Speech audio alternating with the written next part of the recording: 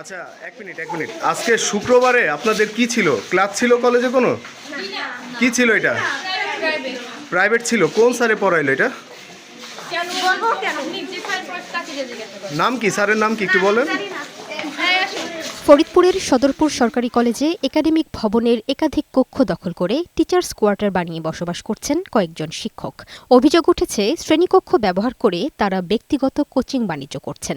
শুক্রবার, শনিবার সহ সরকারি ছুটির দিনেও কলেজ খোলা রেখে চলে শিক্ষকদের ব্যাচ পড়ানো। সরকারি ফ্যান, লাইট, বেঞ্চ সকল কিছু ব্যবহার করেই চলছে এই ব্যক্তিগত কোচিং। অভিভাবকদের অভিযোগ, প্রতিষ্ঠানে প্রায় ৪০ জন শিক্ষক থাকলেও নিয়মিত কলেজে আসেন অর্ধেকেরও কম। শিক্ষকদের অনুপস্থিতি পূরণে অতিরিক্ত ৪ জন ভলান্টিয়ার শিক্ষক নিয়োগ দেওয়া হয়েছে বলেও অভিযোগ আছে। শিক্ষকরা নিয়মিত আসে না, আর নিয়মিত না আসার কারণে আমাদের শিক্ষার্থীরাও পর্যাপ্ত উপস্থিত হয় না।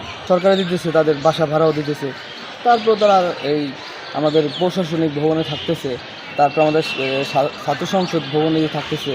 এদিকে নিয়মিত ক্লাস না হওয়ায় সিলেবাস শেষ করা নিয়ে দুশ্চিন্তায় রয়েছেন পরীক্ষার্থীরা। তবে শিক্ষকদের দাবি, সরকারি কোয়ার্টার না থাকায় কর্তৃপক্ষের মৌখিক অনুমতি নিয়ে একাডেমিক ভবনে থাকছেন তারা। একটু আপনার সাথে একটু কথা বলতে চাই স্যার।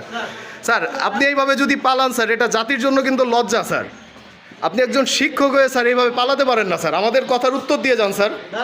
স্যার, আপনি কক্ষে কিভাবে থাকেন স্যার? এ বিষয়ে তদন্ত করে দ্রুত ব্যবস্থা নেওয়ার আশ্বাস দিয়েছেন সদরপুর উপজেলার নির্বাহী কর্মকর্তা।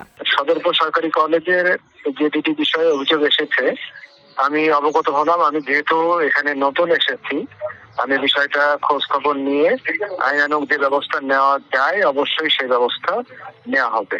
লামি আক্তার, বৈশাখী সংবাদ।